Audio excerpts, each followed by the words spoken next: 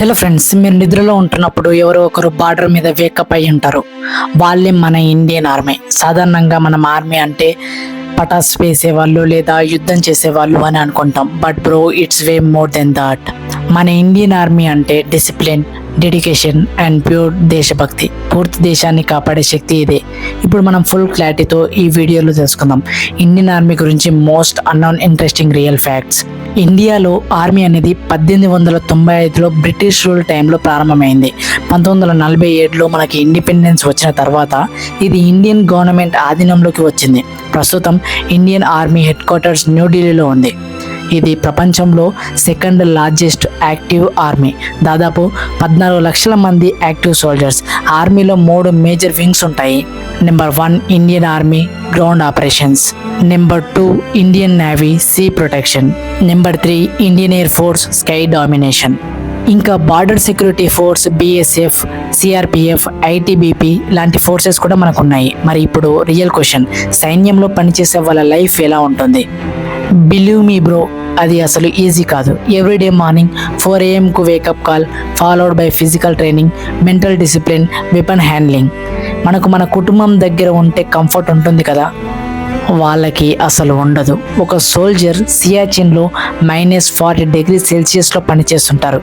ఇప్పుడు మనలో చాలా మందికి డౌట్, సైన్యంలో ఎలా జాయిన్ అవ్వాలి? Here are the major entry points. Number 1 NDA national defence academy after 12th class. Number 2 CDS combined defence services after graduation.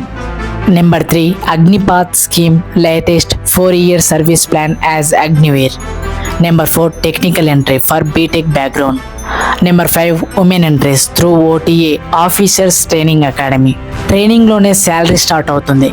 ఆర్మీలో జాబ్ అంటే కేవలం ఉద్యోగం కాదు, అది ఒక హానర్, చెప్పుకోవాల్సిన గొప్ప విజయం. 1971 ఇండో పాక్ వార్ మన ఇండియా బంగ్లాదేశ్ను విడిపించింది. ఇది మన సైన్యపు గొప్పతనం. 1999 కార్గిల్ వార్లో మన జవాన్లు హిమాలయన్ క్లిఫ్స్ ఎక్కి ఎనిమీస్ను డిఫీట్ చేశారు. 2016లో సర్జికల్ స్ట్రైక్స్, 2019 బాల్కట్ ఎయిర్ స్ట్రైక్. ఇవి మన శక్తిని ప్రపంచానికి చూపించిన ఉదాహరణలు. ఇప్పుడు let's get in to some mind blowing facts. Siachen glacier is the highest battlefield in the world. India Army trains in deserts, jungles, snow water, all terrains.